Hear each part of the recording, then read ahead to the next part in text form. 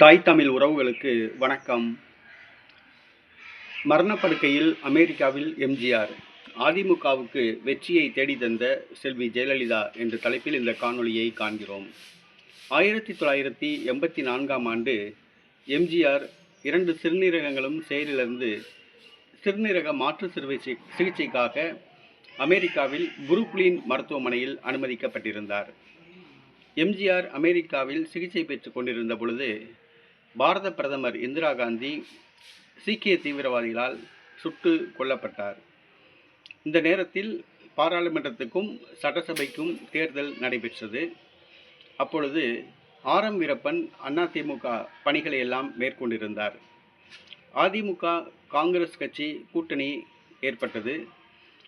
இந்திரா காந்தி மரண அலையும் எம்ஜிஆர் அமெரிக்காவில் சுகமில்லாமல் இருந்தார், அந்த அலையும் சேர்த்து அதிமுகவுக்கு சாதகமாக தேர்தல் முடிவுகள் அமையும் என்று எதிர்பார்க்கப்பட்டது. ஆர்.எம். வீரப்பன் காங்கிரஸ் கட்சி சார்பில் ஜி.கே. மூப்பனார் 2 பேரும் தேர்தல் உடன்பாடு செய்து கொண்டனர். அப்பொழுது காங்கிரஸ் கட்சி அதிமுகவுக்கு ஒரு கட்டளையிட்டது.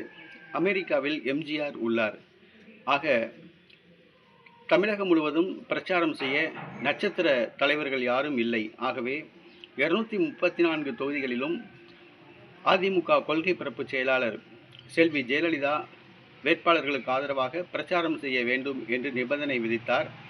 அந்த நிபந்தனையை ஆர்.எம். வீரப்பன் ஏற்றுக்கொண்டார். ஆனால் ஆர்.எம். வீரப்பனுக்கும் ஜெயலலிதாவுக்கும் 7ஆம் பொருத்தம் என்பது அனைவருக்கும் தெரியும்.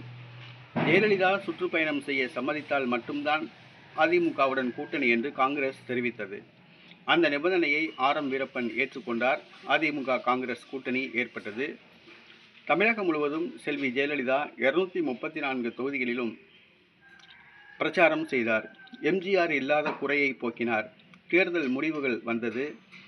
200க்கும் மேற்பட்ட தொகுதிகளில் அதிமுக காங்கிரஸ் கூட்டணி வெற்றி பெற்றது.